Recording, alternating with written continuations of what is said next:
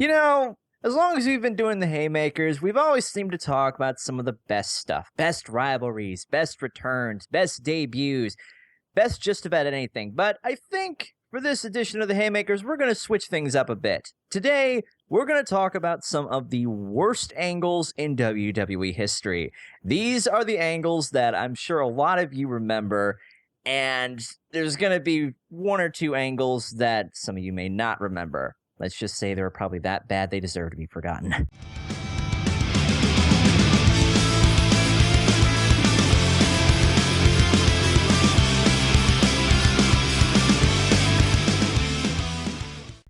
I am, of course, your cult of personality, Tune Critic Y2K's name tunes are the name of my game. Who do I have here with me today? The same two guys that you've had in every one of these fucking things. There's a lot of really good angles to cover, but we just decided, worst angles probably had a better ring to it, and you're probably getting tired of us praising the shit out of WWE. Especially after this week.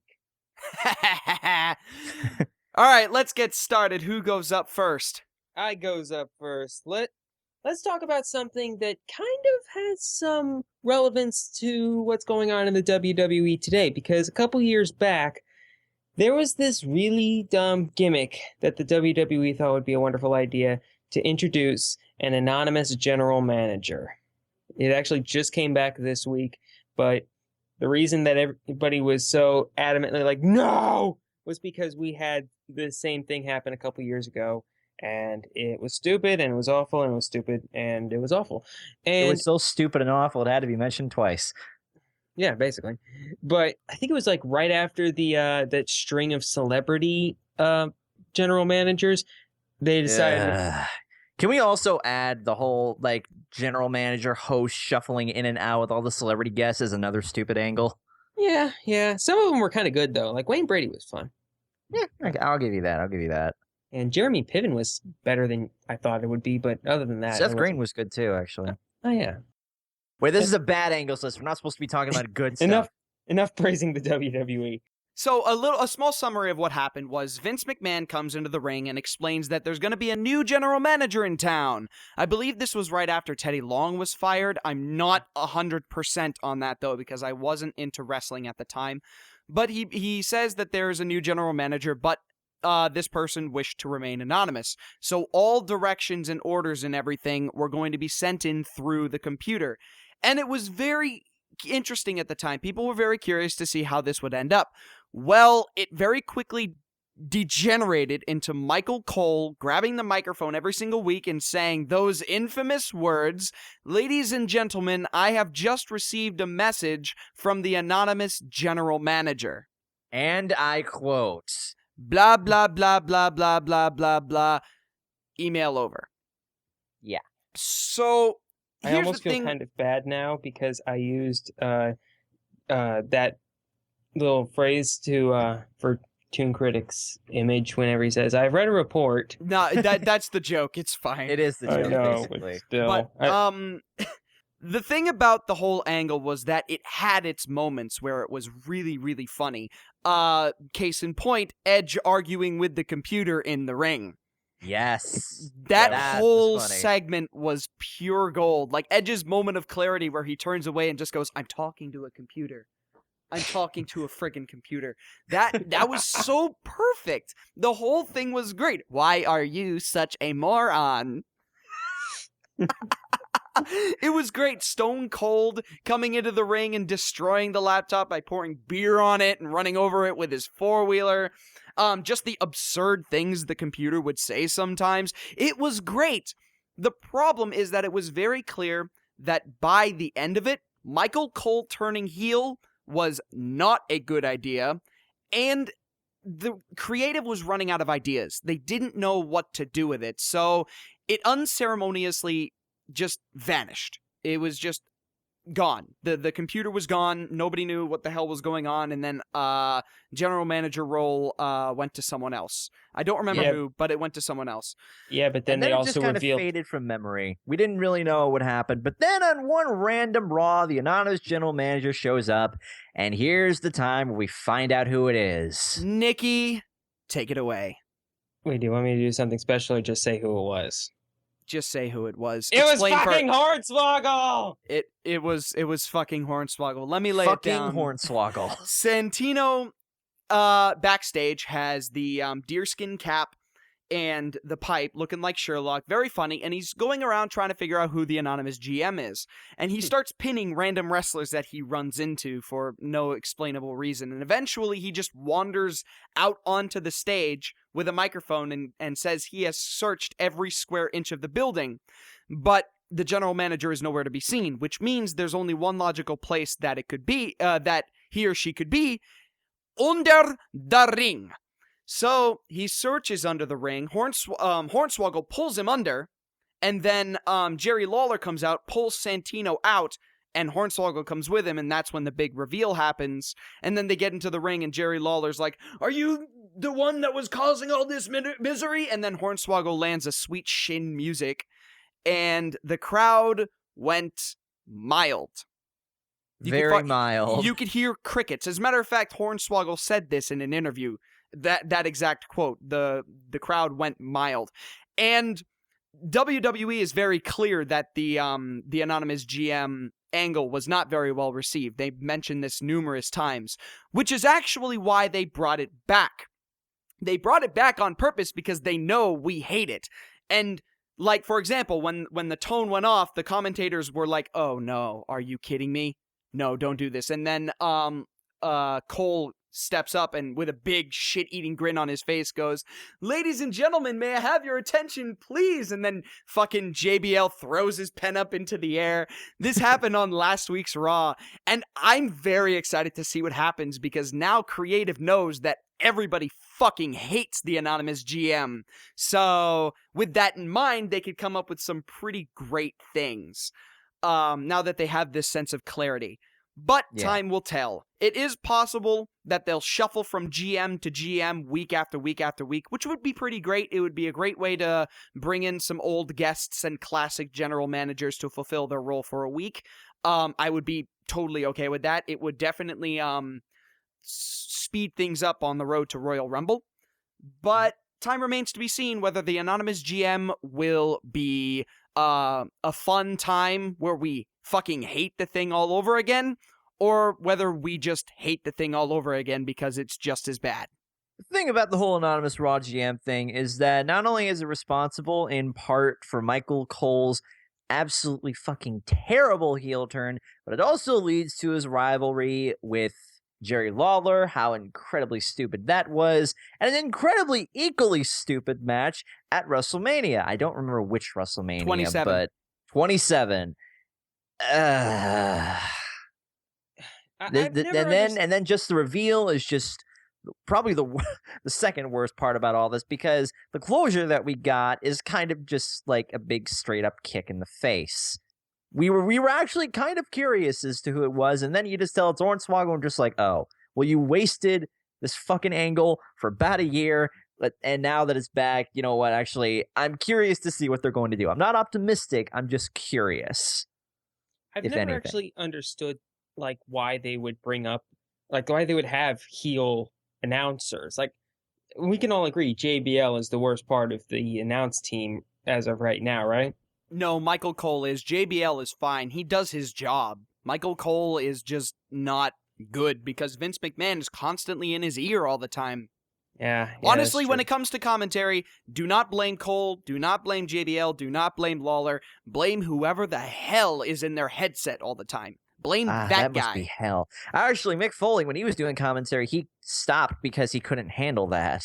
Joey Styles stopped because he couldn't handle it.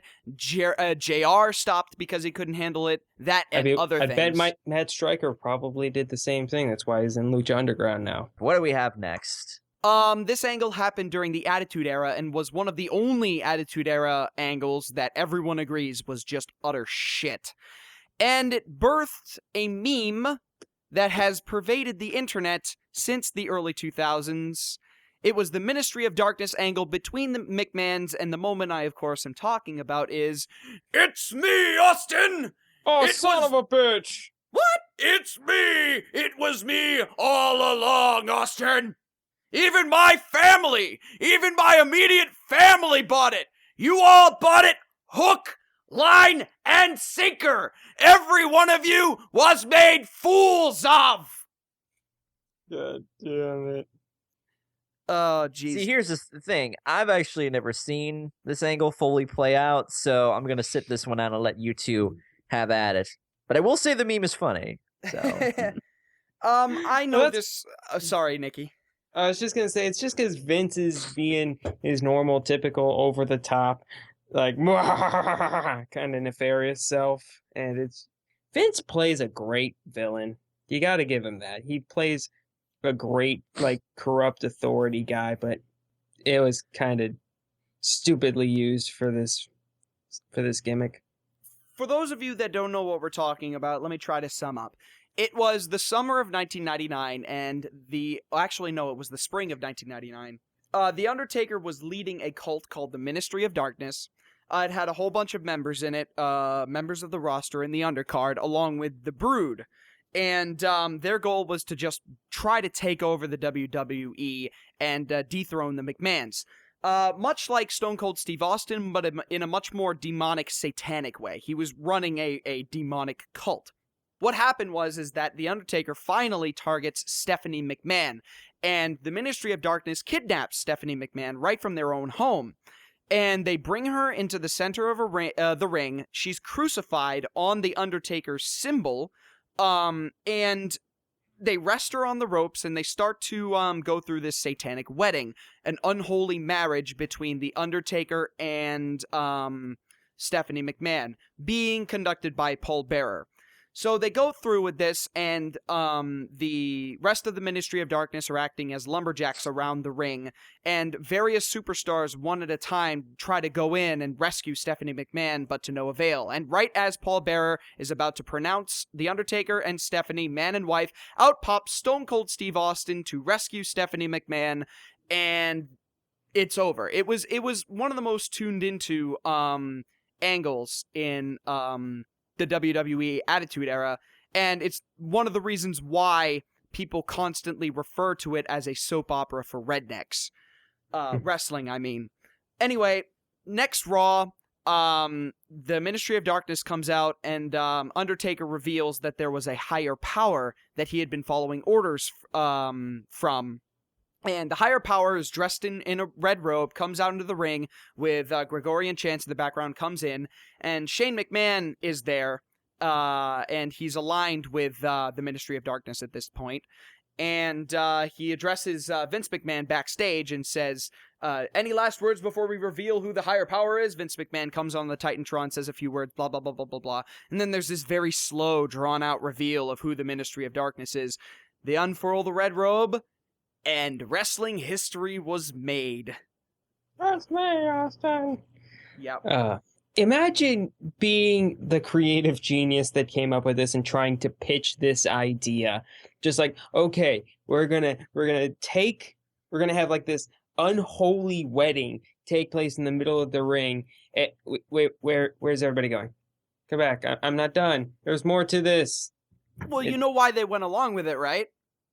Ratings? It was Vince Russo that pitched it. Yeah. Vince Russo at the time was one of the most valuable people that the WWE had, because he was the one that pitched all of the really great angles from 1996 to 1999. He was one of their best writers, and then he pitched that. It failed miserably because, and I'll tell you the reason why it failed miserably. It's because the higher power was Vince McMahon, and not a crossover superstar from WCW. Because that's what everybody wanted. They wanted someone from WCW to come into the WWE and try to dethrone the McMahons. Because it was at that time when everybody was switching sides. That's what they wanted. They didn't get it. The fans responded accordingly, and Vince Russo was fired. Then Vince Russo is hired by the WCW to try to reinvigorate ratings, and then we get David Arquette. God damn it. And this is why Vince Russo is a terrible writer and should feel terrible for being a terrible writer. Yeah, if this wasn't just a WWE exclusive podcast, we would have definitely included David Arquette. Well, And technically, you know what else we probably would have included? Vince Russo winning the WCW championship. Oh, I Wait, remember what? that. Yeah, when the Vince fuck did Russo. that happen? Vince Russo gave the championship to himself after David Arquette lost it. Good thing I don't remember this. Yeah, This but is why the WCW died. we can talk about WCW because they are a part of the WWE now. Same way we can talk about ECW as well. Yep. And ECW's had its fair share of pretty crappy moments, so. And besides, this is a WWE podcast, but let's face it, it's also a wrestling podcast. Because we can talk Exactly. about wrestling, and we can talk about fake violence that isn't fake violence, but it's also fake violence. It's complicated. It's very complicated. It's like a really crappy Facebook status. Ministry of Darkness, one of the worst angles that the WWE has ever had, but we got a really great meme out of it that doesn't get old very often, so I don't know. I'll try to give you something that's a little worse than that. All right, well, let's see what you got, brother. Okay, my angle actually goes around an entire superstar's career, pretty much. Because it was just one really long, stupid as fuck angle.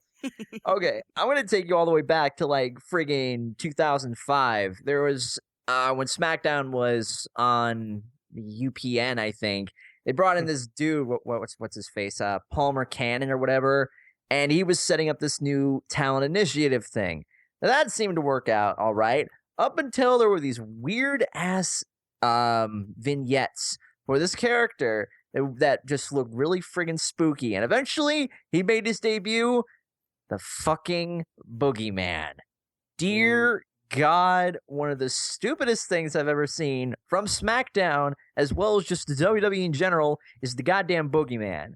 Now, Papa Shango, in the past, you know what, he's fine. Like, I'll fucking take Papa Shango over him, but the Boogeyman is ridiculous. He's not scary. Papa Shango had the excuse of being around in the 90s, back when the WWE was just weird and dumb. This is 2005. This is post-Attitude Era. This is back when the WWE had their shit figured out. Nope. Yeah. Guess not, apparently. The whole Boogeyman thing, he was just meant to just, like, squash a few people. He had the whole, like, the worms in his pockets, eating them, the whole slamming the alarm clock against his head, the really fucking stupid music. Oh, it got really bad. Some most notable moments, I'm sure a lot of you probably remember this, his little feud with JBL, where he not only just did some really creepy things to, what was it, Jillian Hall, whatever, but he defeated friggin' JBL in like 2 minutes at the Royal Rumble. JBL was getting buried at that time. Like, that was back when, like, that was like right after he lost the United States title. No. This is before Okay. WrestleMania, where fucking Boogeyman had a match with Booker T and crushed him, which was really fucking sad. And then before then, he fucking ate Jillian Hall's mole off the side of her face and chewed it and ate it in front of the cameras to the point where some people probably fucking threw up. And then he just went along squashing people, getting squashed, fighting with Finlay, going to ECW, getting crushed by Kane and Big Daddy V, and then he was never seen or heard from again. I keep thinking of this, like, weird alternate universe where beating or crushing JBL and crushing Booker T eventually leads to him actually, like, getting into, like, the title picture, and like he's still being around today is like a usual title contender, and it's just like, nope. wow. He never had a title shot. Never. How messed up of a world would that be if the Boogeyman was still around and still competing for titles? But recently he popped up, like, doing some really stupid, like, prank videos, like, on YouTube. He did something with Bobby Lashley, so I guess he's still kind of around, but I don't think he's ever going to be in WWE again at this point. It's just, he had a really stupid angle. Nobody really liked it. I can't think of a single person who actually liked the Boogeyman. Yeah, it wasn't great. So, yeah. What do you guys think of the Boogeyman? I was a big SmackDown guy back in the day, 2003 to 2005, as I've mentioned before, because I didn't have cable, so I couldn't watch Triple H bury everybody. Nice. So I remember seeing the Boogeyman, and he was the kind of character that they could have executed correctly, but they didn't. He had no redeemable factors at all. The most he did that was funny was he'd pop up in segments where he didn't belong just to scare the shit out of people. But the reason why they were funny is because they never utilized the worms. All he would do is just pop up in the camera angle unexpectedly as a part of, like, a jump scare. And it was really entertaining, because when it happened, he had this presence and aura about him of being very, very frightening. And those were the times where it worked. But they didn't keep doing that. They didn't put him in any interesting angles or plot lines, and all he had were the fucking worms, and he tried to fucking violate Booker T's wife. And I just look at it, and I don't understand what they were trying to do with the guy. Were they trying to make him into another Undertaker? Because if so, that fucking failed. That failed miserably. Right now, at this point, the best successor they have for the Undertaker is Bray Wyatt. Bray Wyatt is the closest thing that they've ever done to replacing the Undertaker, and it's the only person I've ever seen where it's not only feasible, it's probable that Bray Wyatt could replace The Undertaker. Not as far as like legend goes and stuff like that, but I mean as far as character gimmick and a mysterious aura about the character kind of traits. Boogeyman, though, utter failure from start to fucking finish. Nothing redeemable about him besides the jump scares, nothing redeemable about his matches, and absolutely nothing redeemable about him violating people. It was disgusting. Yeah, that's the other thing. Ugh. That's the other thing. What was it with Sharmell getting violated? First it was Kurt Angle, and then it was like Boogeyman. I didn't quite understand why they needed to play that angle twice. I don't know. I guess Sharmell was just a good sport and went along with whatever the WWE said, but that's just weird. Keep in mind, this was the time when Vince McMahon went on a promo with John Cena and said, "Catch you later, my n***," and then crossed by Booker T and said, "What's happening, n***?" I don't know whether the whole thing was Vince McMahon making fun of Booker T for the infamous promo that he shot against Hulk Hogan in WCW, which is hilarious, or Vince McMahon having an excuse to say the word "n*** on on TV. In my opinion, it's the latter, because if you're gonna make fun of Booker T for his "We Comin' For You" n*** promo, then quote it. But Vince McMahon was very tasteless in that angle. Vince McMahon was very tasteless with the Boogeyman. 2005 was not the best year. So, Boogeyman, terrible angle. And thank God that he's not coming back. I don't want to see him come back because it's too fucking ridiculous. He would have been really good in the 90s, but this is after. It doesn't quite work. I think somebody was late to the party. That's just the Boogeyman. Let's just forget about it. What do we have next? All right, this is one that I've actually mentioned a couple of times in this podcast. I think of it as one of the worst angles ever of all time. Like, you guys are a little like less like not as angry about it, but I just think this is just the worst. Hornswoggle winning the Cruiserweight Championship at the Great American Bash. Really? I thought you would have put his stupid-ass rival with Chavo Guerrero that basically made him say, "Fuck it, I'm done," and leave. Okay, although, to be fair, this one was just as stupid. Yeah. So basically the setup is the Cruiserweight division started out kind of interesting, but it just ended up being full of people who ended up not really amounting to all that much. I mean, Gregory Helms was great, but I don't think he was ever in running for anything.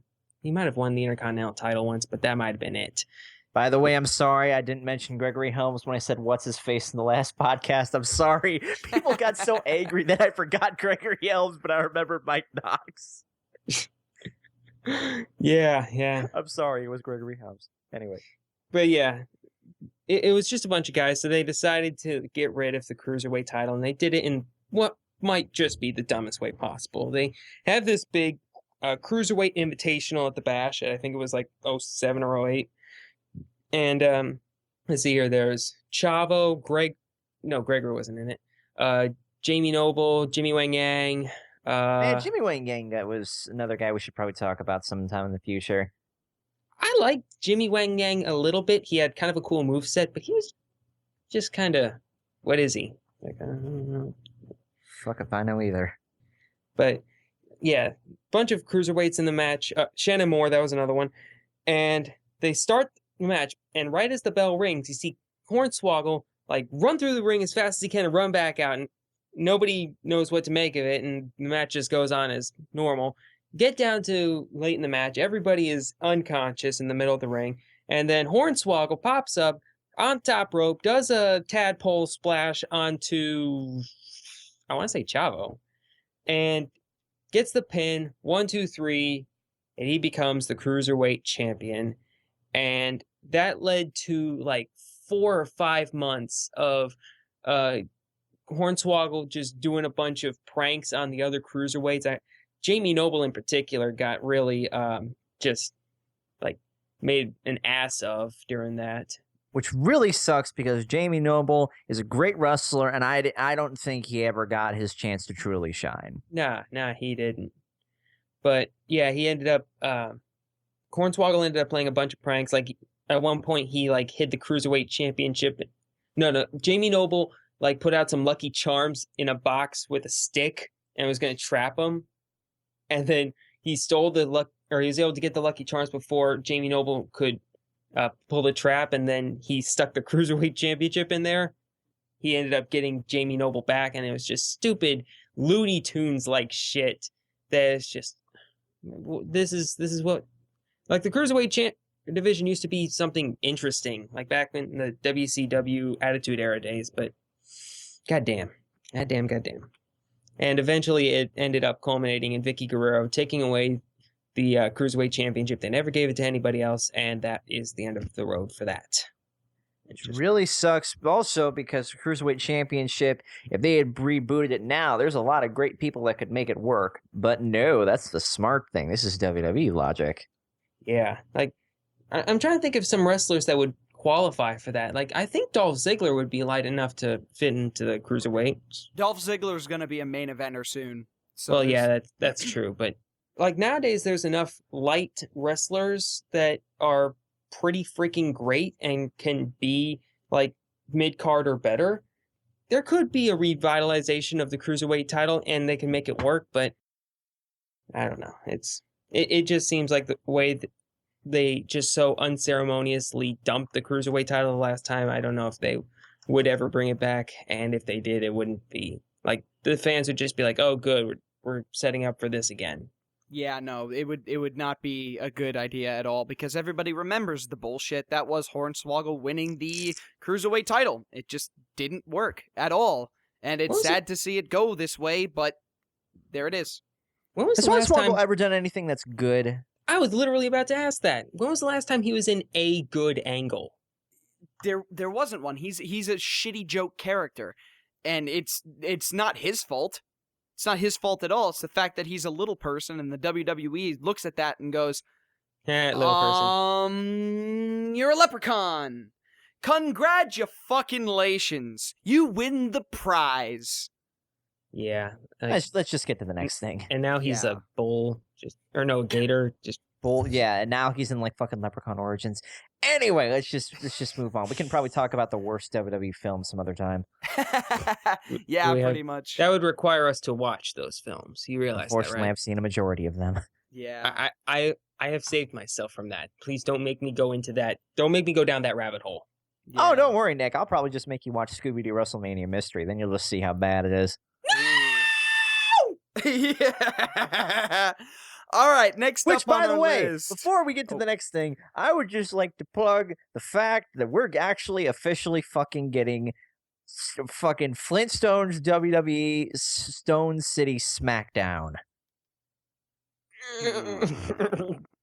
Yep. Yeah, Calcos, you probably saw it on Tumblr. We're live streaming this, aren't we? Yes. We Starring gotta push John Bam Bam for Stone, Survivor Nikki and Series. Bree Boulder, and No! fucking CM Punk Rock. Did they actually do that, or are you just making that up? Please tell me you're just making that up. No, that's actually the character names. That's enough reason to leave the WWE right there. Forget all that stuff he said last week. That the fact that he was in that alone is grounds to say, fuck you guys, I'm done. You've hurt me enough. All right, moving on. Holy shit.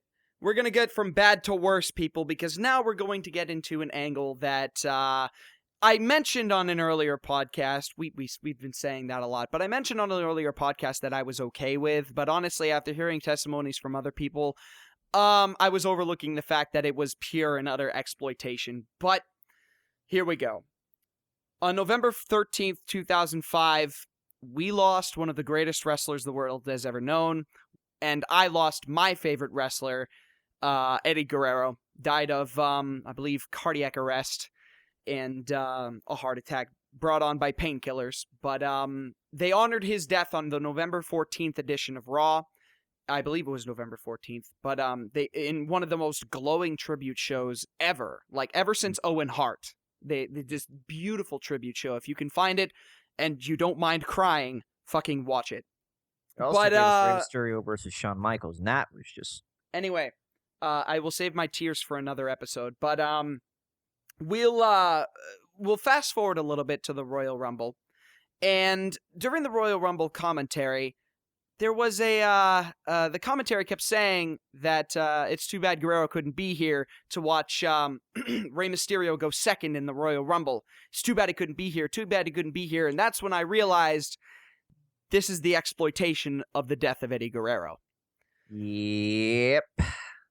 So we're gonna get this out of the way. The only good thing about this whole thing was the fact that it got Rey Mysterio way over. It got him right into the main event scene. It got him his first championship. It got him a record in the Royal Rumble, 62 minutes and 10 seconds lasting. But if I may quickly interject, Go ahead. if they hadn't used this exploitation, I'm pretty sure they wouldn't have given it to Rey.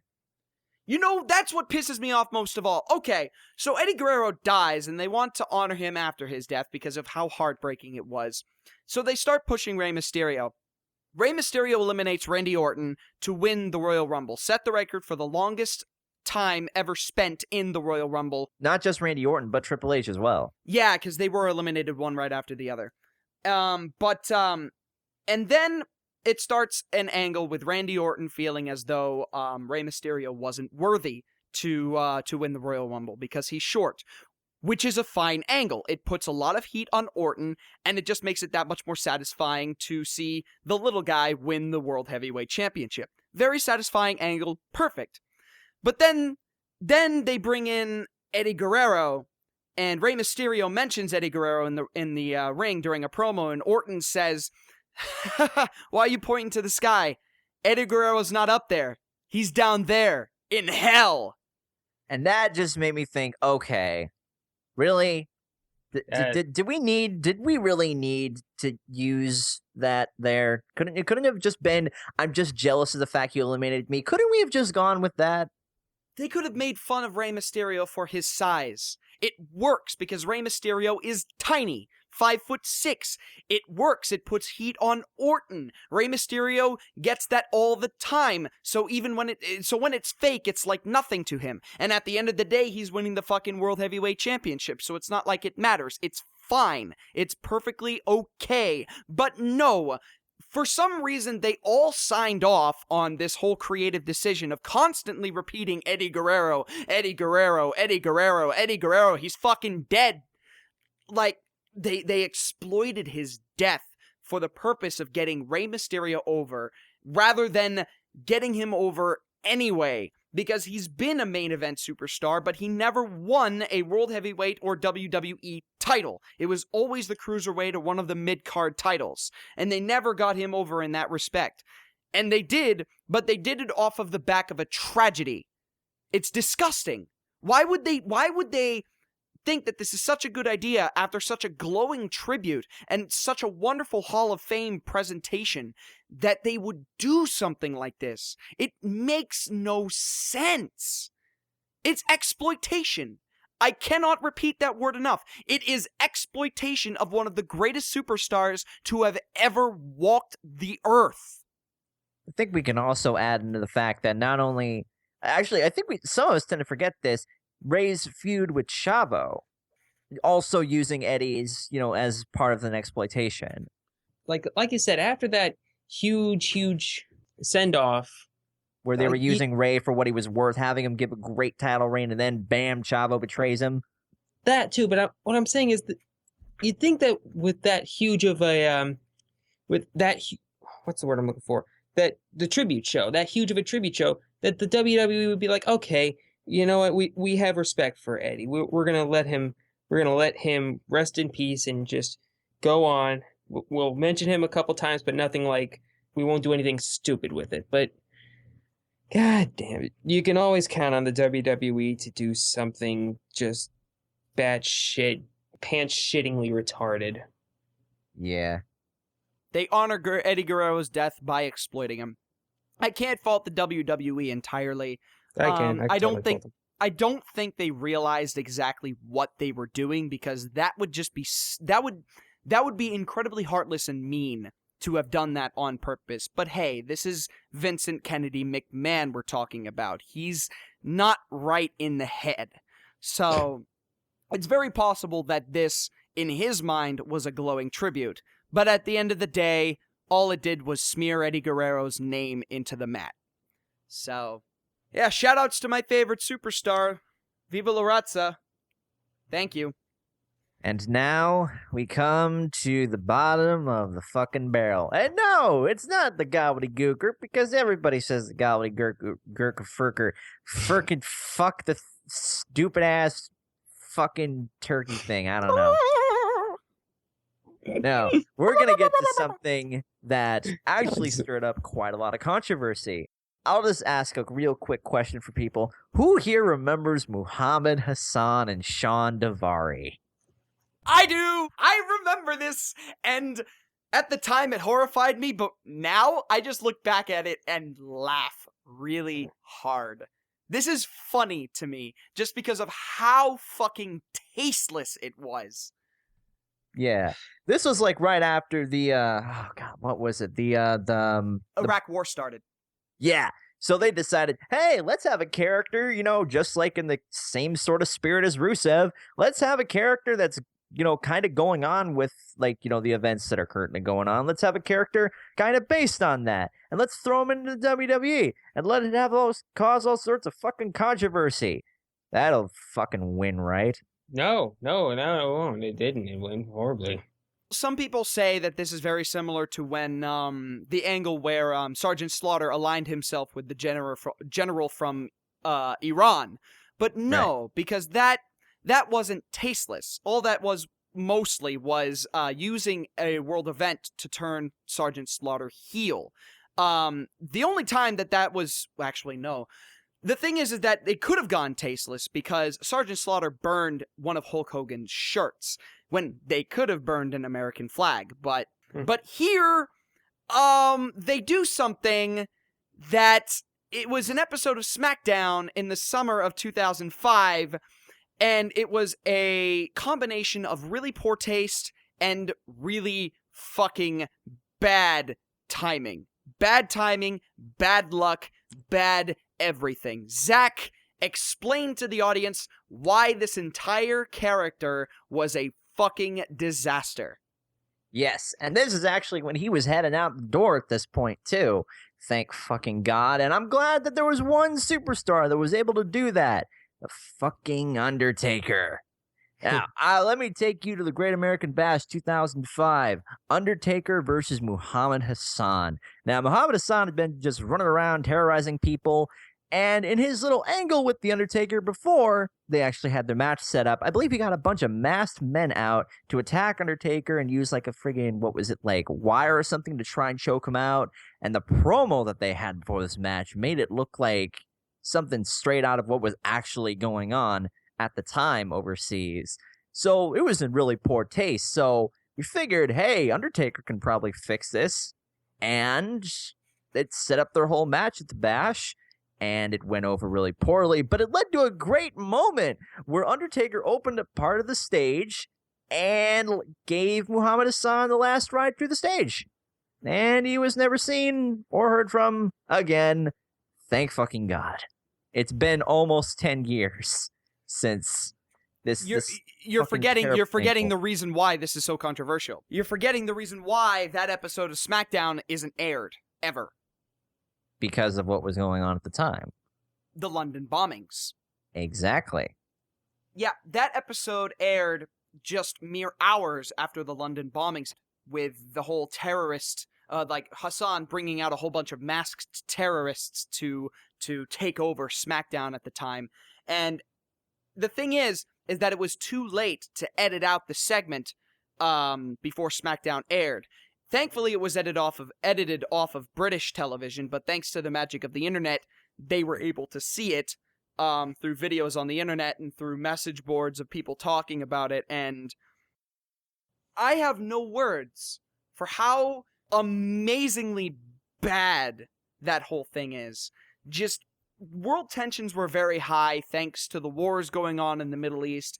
Tensions were very high between WWE and their stockholders, and I don't have anything else to say. I really don't.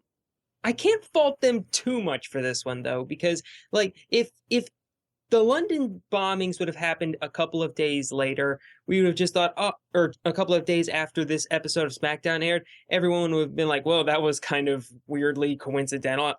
I hope that they didn't, like, draw any influence from SmackDown or anything like that. But on its own, if the bombings hadn't happened, this would have just been your typical kind of dumb, well, really dumb, angle for a character. Incredibly stupid angle. Yeah, but with this, with the addition of that happening just a couple of hours before SmackDown went on the air, making it a little too late for it to be edited out, that just made it like almost hilariously, like coincidentally tragic how it happened. This moment is easily the worst on this list, but don't worry.